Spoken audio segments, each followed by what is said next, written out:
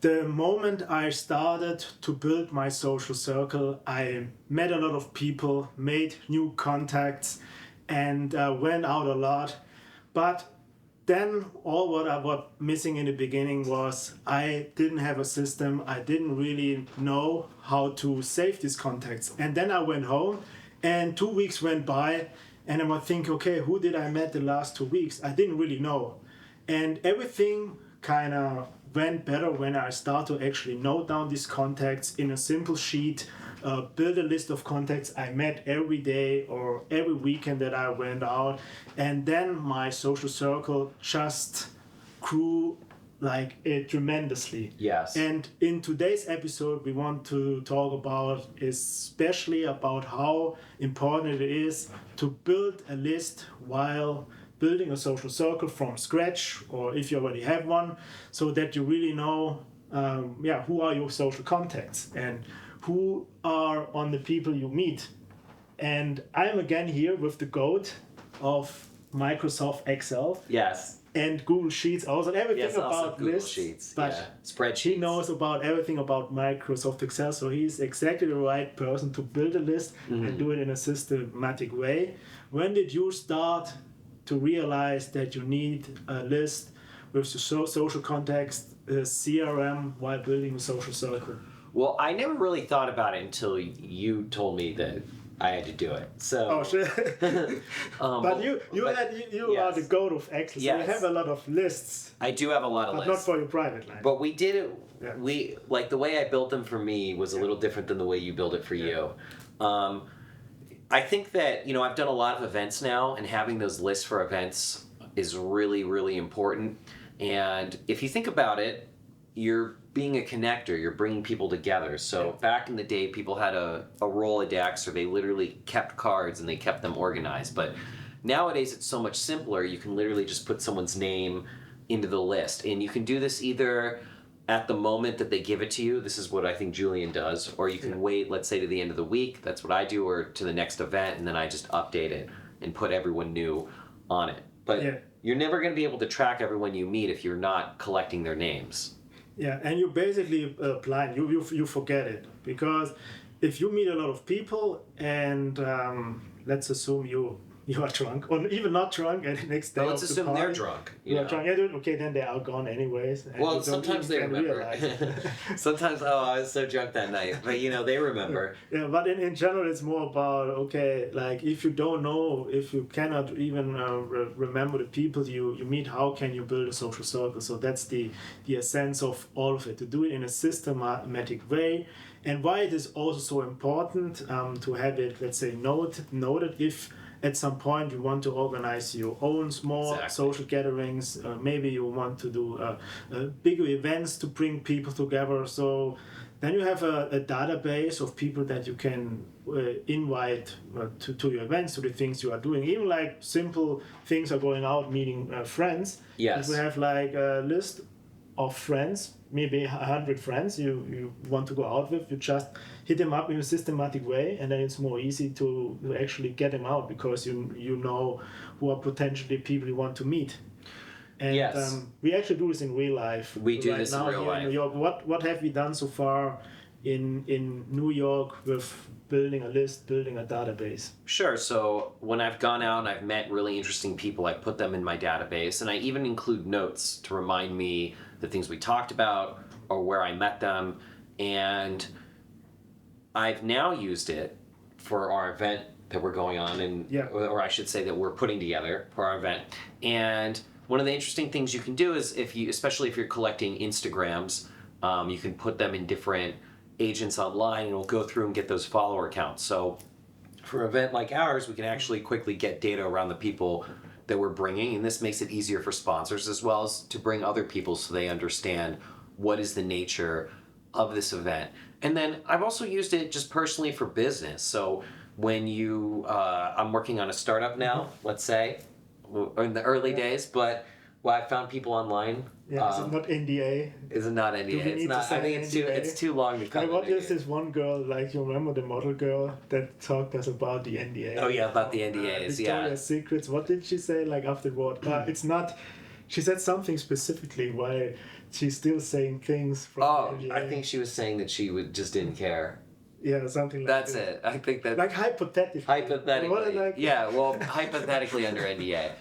But yeah, and it doesn't have to be for startup idea. I'm running events next year, big ones, big corporate events. So I keep lists of everything, potential sponsors, people I've talked to, and this allows me to go back and remember and identify who the people I talked to were. And what's really interesting is that they often remember you, and they're really impressed that you remembered them. So this is just a hack in life to stay organized and to actually get something out of your social circle. I think the biggest mistake people make, it's like what you said when we first started, that they go out and meet people and then they're like, well, what happens next? Yeah, You know, what's why up? aren't they Yeah, calling what's up me? with You know, the like, contacts? Yeah, they make contacts. They make like these first connections with all these people, but then they are falling off. But why they are falling off? First of all, they are not following up.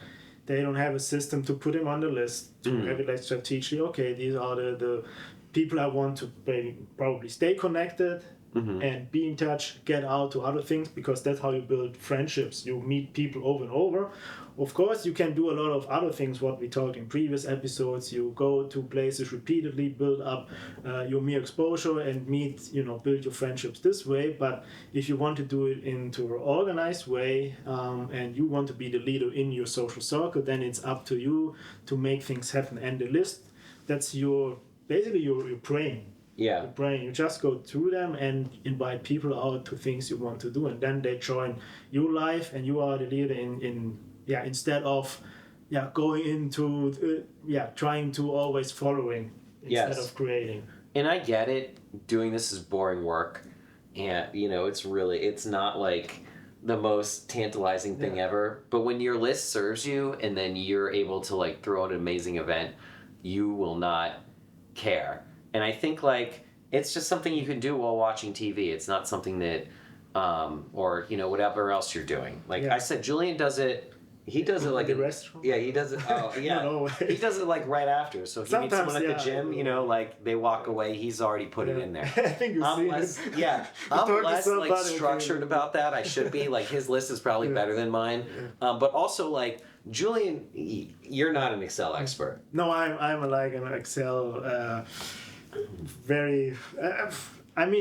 I know how to open it.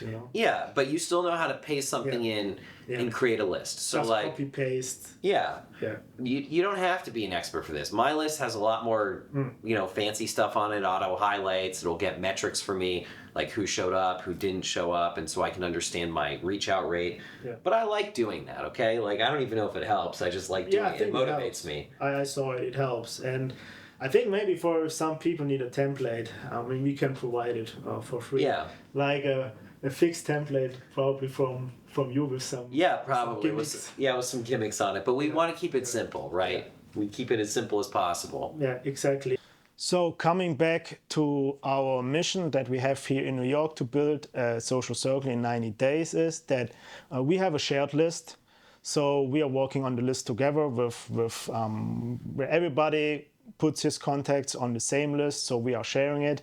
And there are two ways to build a list. The first way is to put all the contacts you just meet in person, when you went out in a bar, in a club, you talk to somebody, even on the street on cold approach, or in the gym. Well, no matter what places, you put the people on the list you meet.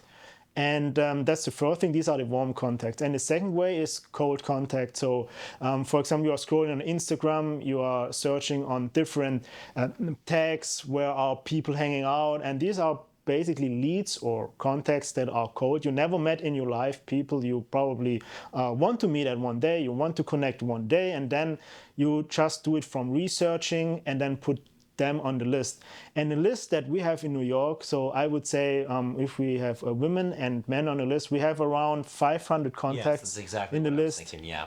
I think I looked it up this morning. Okay. And these are 5, and we are here for how many time? 6-7 weeks now? Yeah, maybe 6 or 7 weeks. Yeah. And I need to say that most of the contacts we have on the list are pretty warm at this point. Yes. Of course, we have still cold contacts, but I think the most majority is actually warm and people we actually met in our weekly meetups. that we do, challenges that we run, events that we go. We went to a lot of fashion events. So I think we have a pretty solid warm list. Of course, warm is always better than cold. But before we came to New York in Rio, we put a lot of names on the list of people we want to meet, and they were all cold. Yes. And then while coming here, we then started to reach out with them, started to meet with these people, and then they turned from cold to warm. So how would you say the list building, how did this help us so far in our journey in New York? Well, it just gives us some structure. So we're not just like people who, oh, who was that person? Who did you talk to last night? Yeah. So they're organized in a way. And we already know that that list is there, which means that if you want to run an event, you can actually get an idea of how many people will show up, which allows you to budget it and allows you to do planning. But it also gives you a bit of a guarantee. Like if you go out, you're going to have X amount of people who want to show up and hang out with you. Yeah.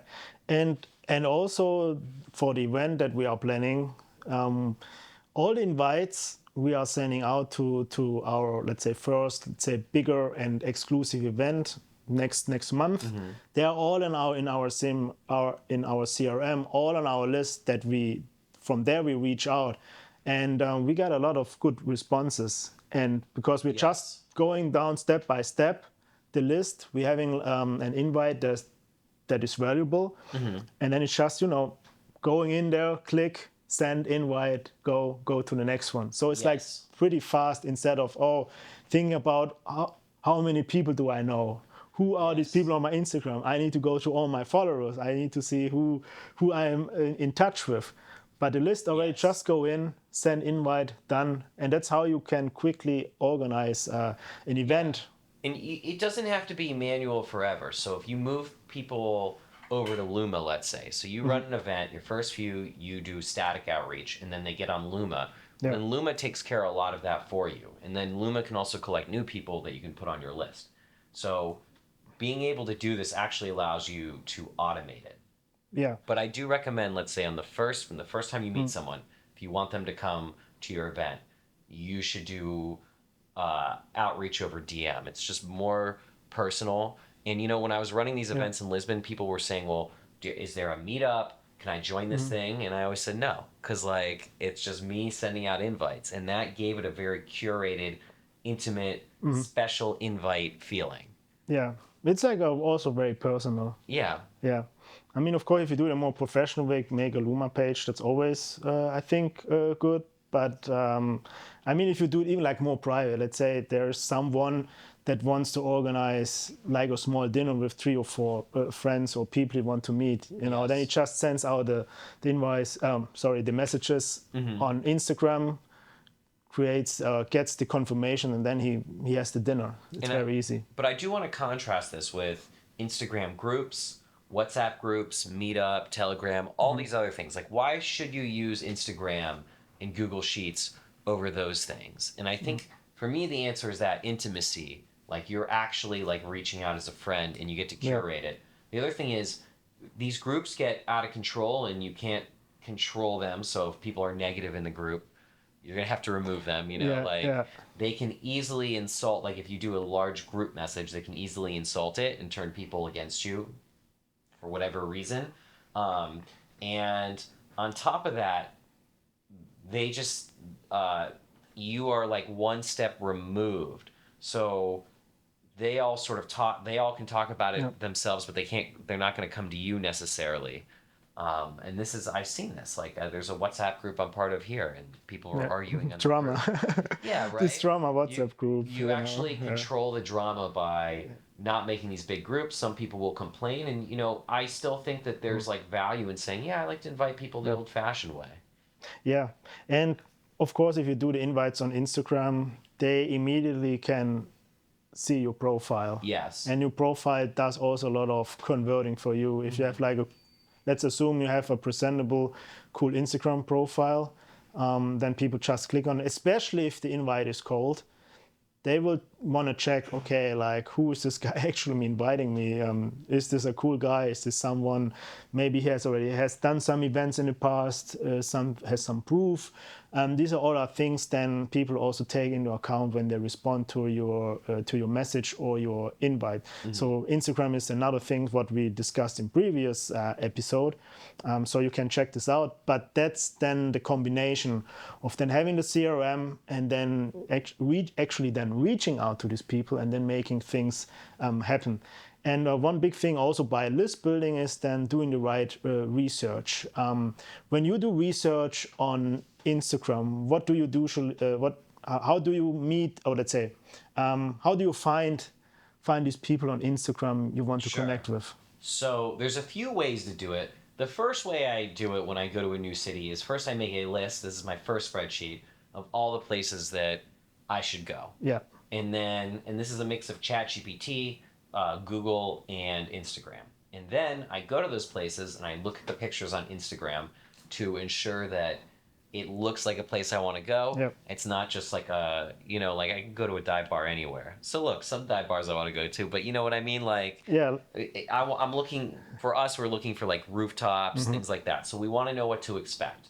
And then you can look at the people who've taken pictures there and who've tagged the place, and you can go follow them and see if they're inside your target audience. And then as well, you can search like the people you like from there. You can click on like friends, or what is it? It's like the suggested friends. Yeah, suggested friends. And then they're going to give you a list of suggested friends, so you can go down that and quickly build your CRM. And I think the most important thing is when you build the CRM, it's to get into the practice of volume. So forget if the list is completely clean or if they're all in your location. Some people are passing through. I'd rather you built up that volume, and then as you go through the list for your first event, you can start cleaning it up. Exactly. Yeah, it's then work in progress, so to say. Always. And also another hack is if you find, let's say, some people that are in the city, you know them, you can see, okay, who is potentially liking their pictures, liking their content, and then from there you find other people in the city. Then you can see, okay, who are they following, who are their followers. You can kind of go very deep in this so-called Instagram hole.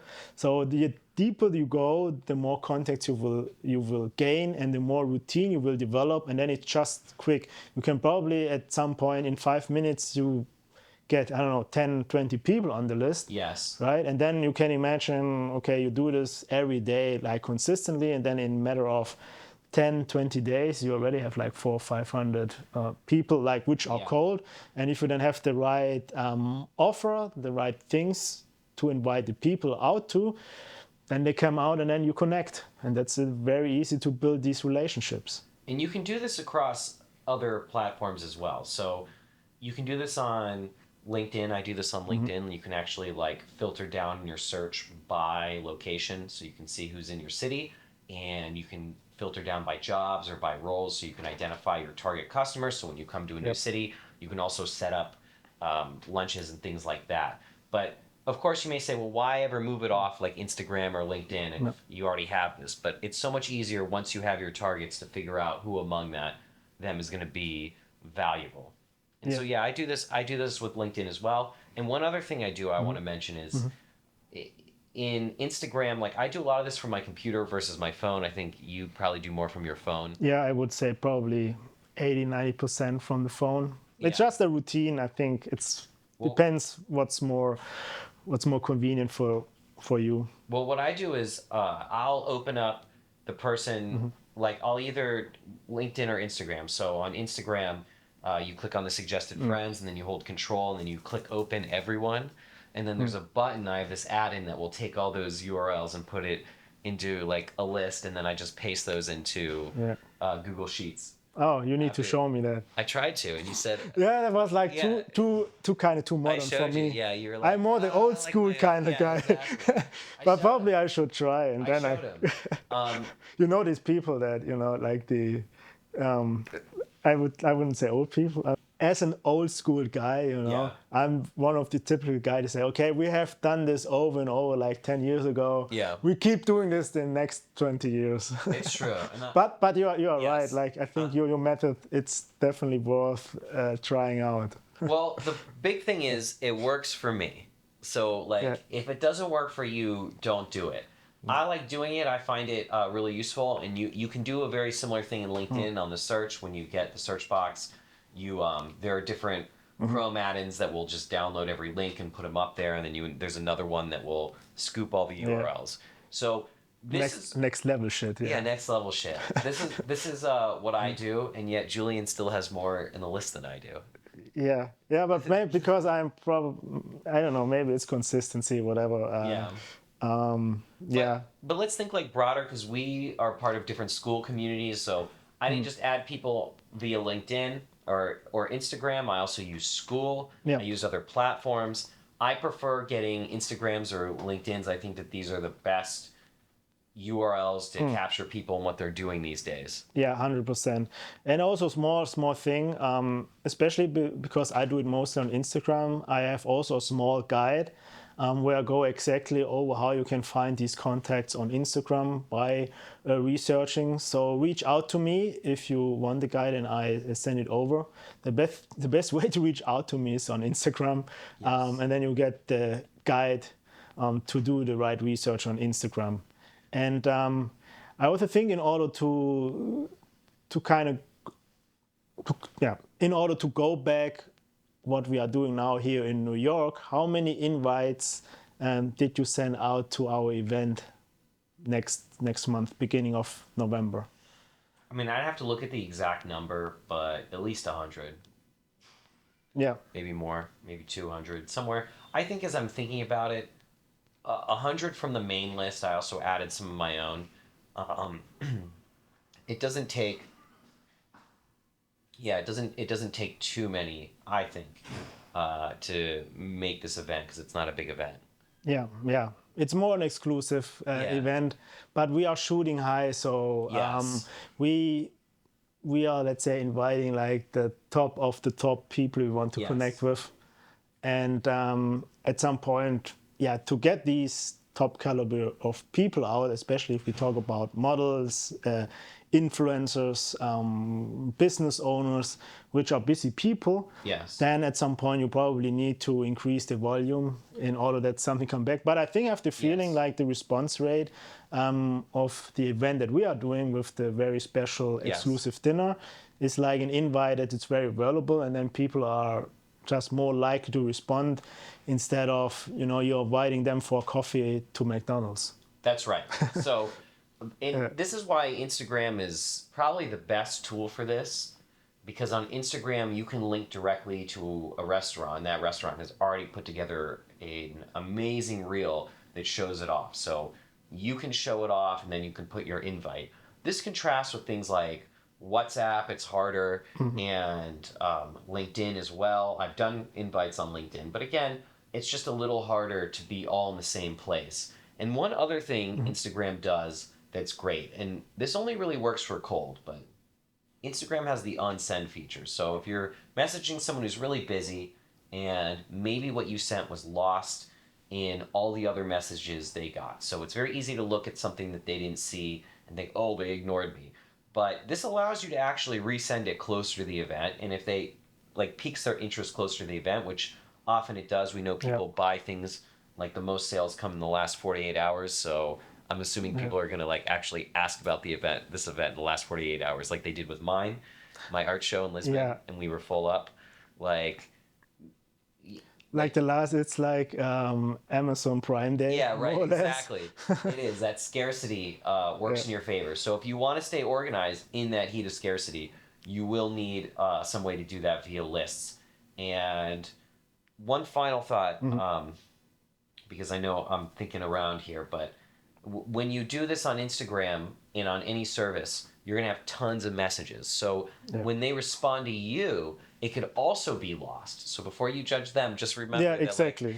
So this is why it's really important to have a list, because you're going to get 10 responses at once, plus your buddies messaging you like reels, and you need to stay organized. And Instagram is so Like you cannot find these people anymore, especially if a lot of messages you scroll down and then it doesn't really load properly sometimes, and it's just a mess. I mean, you can do these categories on Instagram, but even then, if I put like categories, then it says, okay, they cannot show more conversation than 30 days, and then you need to search them. So it's very unorganized to rely on Instagram to finding all these leads, and then even then it's more important that you have a list, that you have a basis for building a social circle.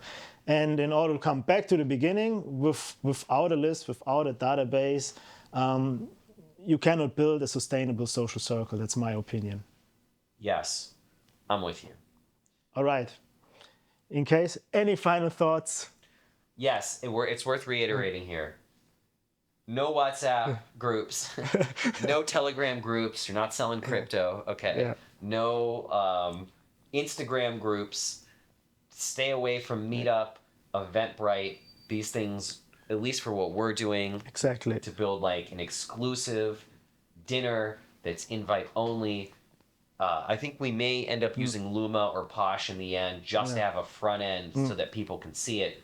But these types of groups to keep people organized, they're built by the venture capitalists to like, now I'm going to sound conspiratorial, but they're built like as a commodity type product to help people be connected. But if you really want to keep a connection, all right, it means remembering things about them, keeping them on your own private list, as well as checking up and providing them value. So it's not a shotgun approach of sending one thing to everyone at once, but rather more directed, more targeted, and based on connection. Exactly. And to wrap this up, be the leader in your social circle, create your contacts, create your list, and then you have everything you need to have a successful social life. Yes. That's it. So follow us here on YouTube, get in touch with us on Instagram, get our guide, so you are all set about your social life. And what else do we want them to do on YouTube? Subscribe, like, comment. Yeah, that'd be nice. Maybe that doesn't even come to the end. Yeah, right. No, we can cut If this you're out. here, no, we're not cutting this. If you're here, you should like, comment, and subscribe. No, we are uncensored, right? So in the next episode, we will talk about Jordan's dating life and what's going wrong, and how he can improve. Yes, all right. And that's it. But we'll talk about dating. Yeah. And all until right. then, Until then, like, comment, subscribe, and keep on socializing. yeah.